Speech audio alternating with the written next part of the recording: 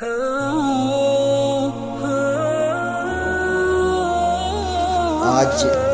سماج میں بسنے والے مسلمان فرائض کی ادائیگی میں کوتاہی کرتا ہے، نماز ادا کرنے میں کوتاہی کرتا ہے، روزہ رکھنا ان پر گرا گزرتا ہے، سنت رسول پر عمل پیرا ہونا مشکل سمجھتا ہے۔ برادران ملت اسلام، جلسہ جلوس منعقد کرنا بلا شبہ باعث ثواب ہے، لیکن اس سے زیادہ اہم فرض نماز کی ادائیگی ہے۔ محرم کا کھچڑا پکانا اور سبیل لگانا باعث ثواب ہے، لیکن اس سے زیادہ اہم فرض نماز کی ادائیگی ہے۔ پیر و مرشد کی دستے بوسی کرنا اور ان کی خدمت کرنا بلا شبہ باعث اجر و ثواب ہے، لیکن اس سے زیادہ اہم فرض نماز کی ادائیگی ہے۔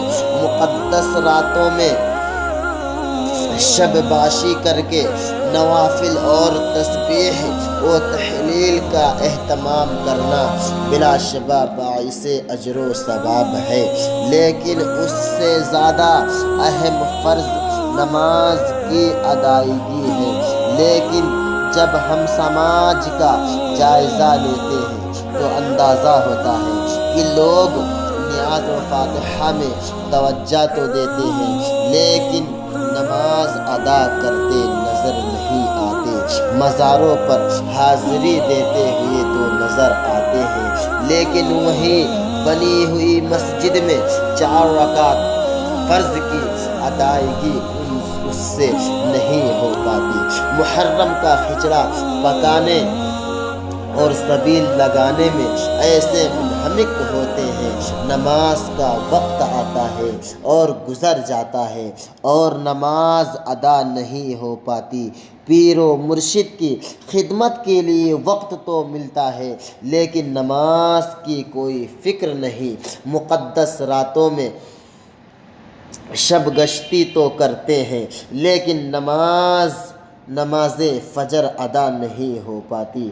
میرے سنی بھائیوں، غوث اعظم رضی اللہ عنہ کے چاہنے والوں، خواجہ غریب نواز کے دیوانوں، مسلک اعلیٰ حضرت پر چلنے والوں، تم غوث اعظم کی زندگی کا ایک واقعہ بتا دو جس میں انہوں نے ایک وقت کی نماز چھوڑی ہو۔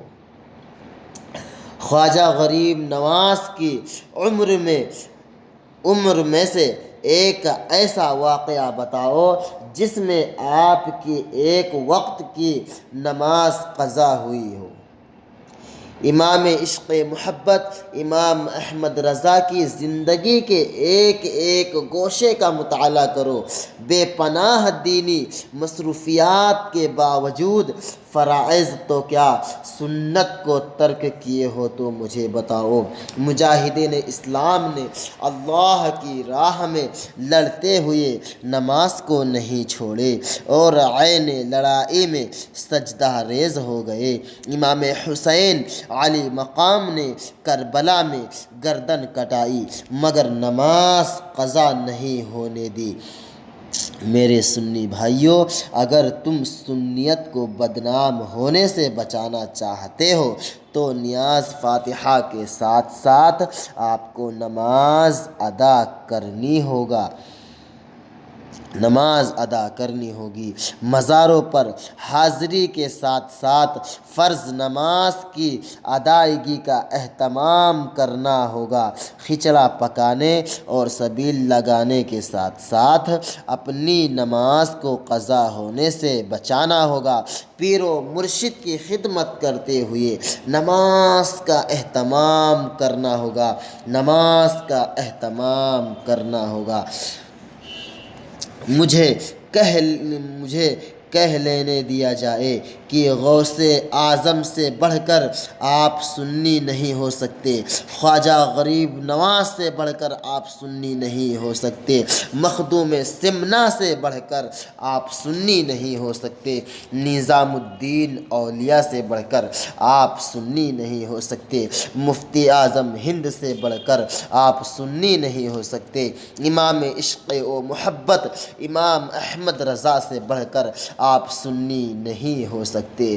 ان تمام حضرات نے ان تمام چیزوں کو نماز پر فوقیت نہیں دی۔ آپ کی اور ہماری گنتی کیا ہے؟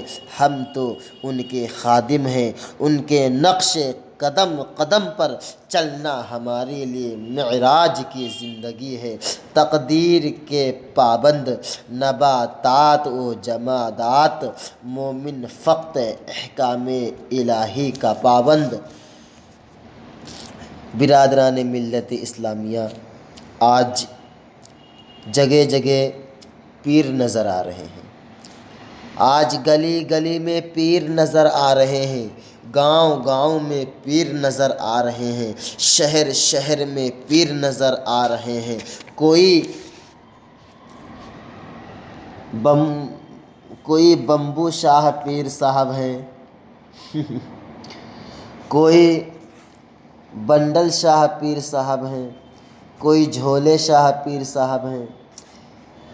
پیر صاحب بنے ہوتے ہیں، نماز ادا نہیں کرتے،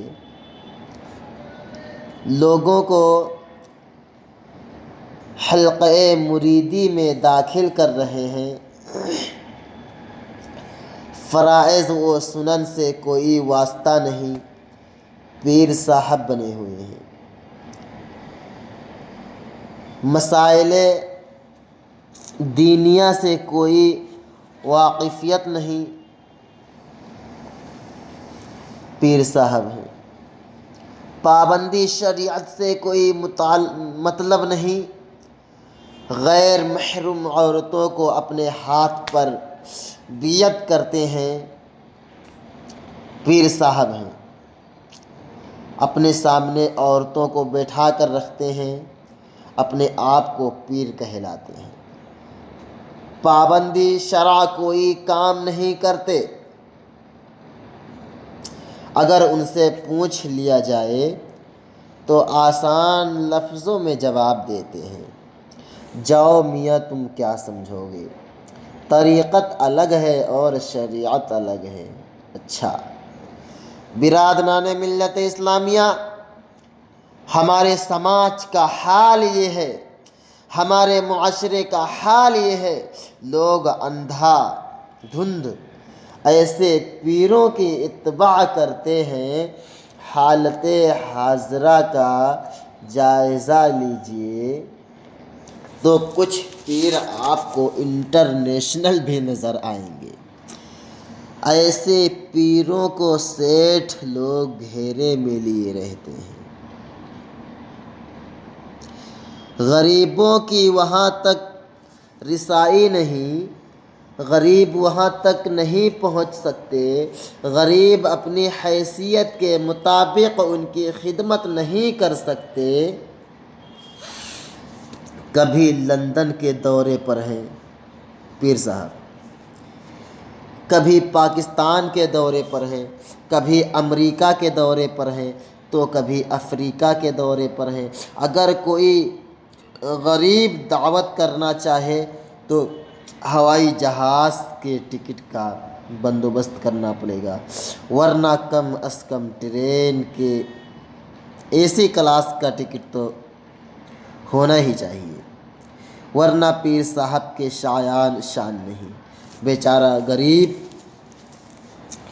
تو اس بار کو برداشت کرنے سے قاصر ہے، پھر اپنے پیر صاحب کو اپنے غریب کھانے پر کیسے بلا سکتا ہے؟ دعوت دینے کی تمنا دل میں ہی رہ جاتی ہے۔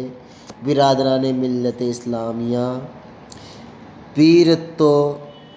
پیر ہو تو غوث اعظم کی طرح درخت کے پتے کھا کر بھی دین و دین و ملت کی خدمت کرے۔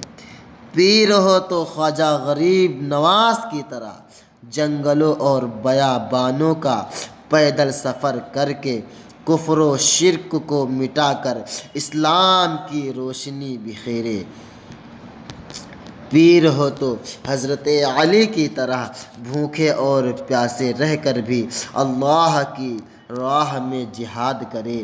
پیر ہو تو مخدوم سمنا کی طرح دین و اسلام کے خاطر تخت و تاج کو لات مارے۔